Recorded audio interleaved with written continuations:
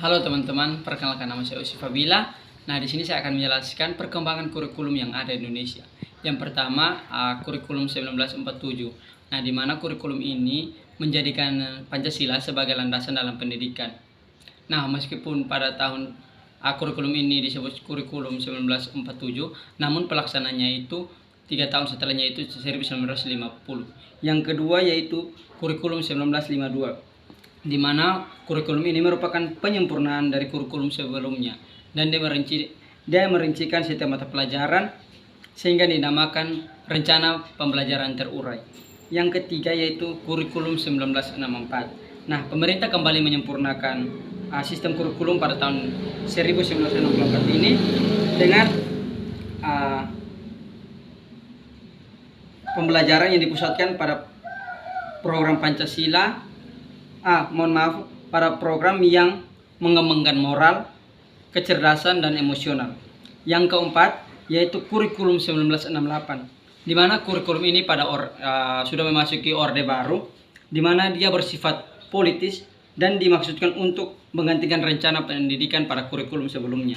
Yang kelima, kurikulum 1975, di mana pemerintah kembali menyempurnakan kurikulum yang lama dengan menekankan pendidikan yang lebih efektif dan lebih efisien. Yang keenam, kurikulum 1984,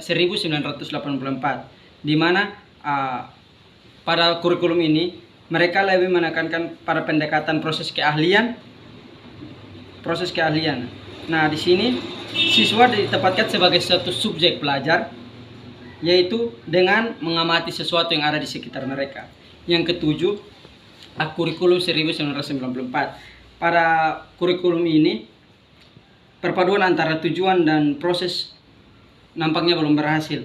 Nah, akibatnya banyak kritik berdatangan, sehingga muatan-muatan nasional sampai muatan lokal seperti bahasa daerah, kesenian, dan keterampilan dan lainnya dikritik oleh para politisi-politisi atau para masyarakat pada zaman itu. Yang berikut, kurikulum 2004, di mana pada tahun 2004 ini kurikulum berbasis kompetensi atau KBK.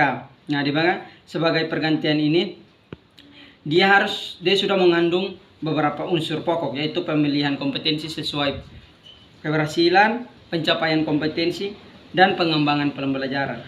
Yang berikut yaitu kurikulum 2006 atau yang biasa disebut dengan KTSP, di mana guru dituntut untuk mengembangkan sendiri silabus dan penilaian sesuai dengan kondisi sekolah dan daerahnya. Yang ke-10, kurikulum 2013 atau K13, di mana aspek pengetahuan dan aspek keterampilan dan aspek sikap dan perilaku dijunjung tinggi atau diutamakan dalam setiap penilaian-penilaian yang harus ada.